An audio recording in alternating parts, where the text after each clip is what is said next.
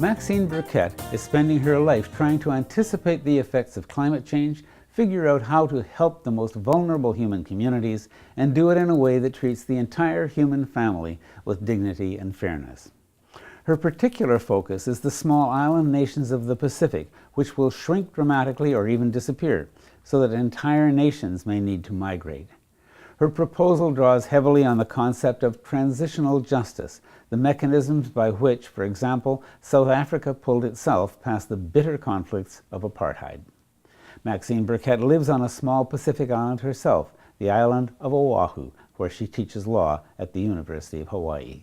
I describe myself as sort of living in this parallel universe where we are getting the data. Those of us that are working in the climate field, we might get, climate media, inside climate news, for example, that really distills all of the important information that we're hearing about both the science and the development of the science, but also what the social impacts are. And that's a daily feed that I consume in the mornings and I see in my daily life, and I sort of read through materials that may not say climate explicitly is the case. You can kind of see the signal faintly, and then the rest of the day happens and no one is thinking about it, no one is making those connections.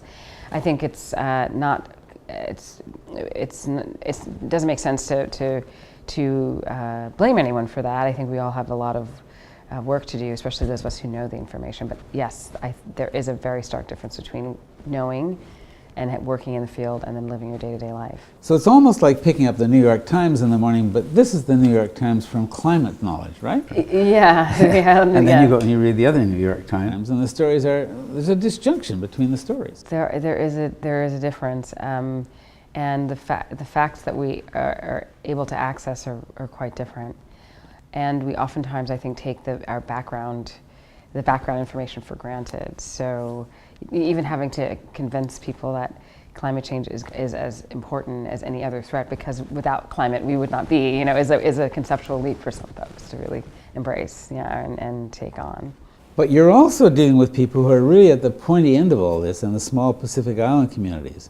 Tell me, what's your relationship with those communities? Yeah, so I've been doing research on the issues of coastal vulnerability and island vulnerability in particular for a decade now. And the initial interest there obviously was that I'm from an island.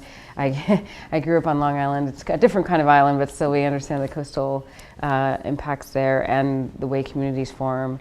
And then I live and I raise my children now on Oahu. So there's always been this concern about how we allow communities that already have vulnerabilities and a number of wonderful opportunities and personalities, but how we understand that these isolated islands that are already struggling in some ways and have a number of dependencies, whether it's fuel or food, can be resilient in the face of climate change. I've also been very much engaged in climate justice, and that's really understanding the disproportionate impact of climate change on communities of color, poor communities throughout the globe, whether they're not within countries or in entire countries themselves that are suffering.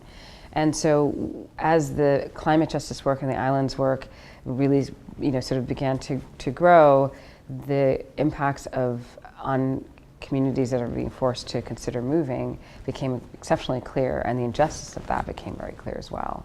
And so I would say one of the big instigating events was the Copenhagen meetings for the climate meetings in 2009. And then about a year and a half later, Columbia University, in partnership with the Republic of the Marshall Islands, hosted a 3-day conference to really dig deep into what we are facing right now, because it's not just a climate and science curiosity, it is literally blowing open what we understand about international law. We don't want to waste anything, right? We don't want to waste time, we don't want to waste resources.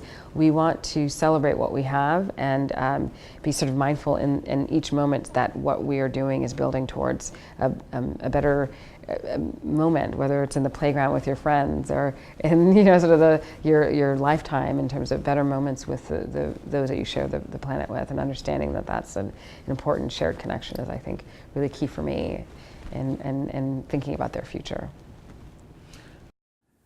Maxine Burkett, the latest in our long series of interviews with lawyers who are engaged in navigating climate change on behalf of the life community of Earth, including humans. If you found this conversation valuable, you might like to look at some of our other interviews with warrior lawyers.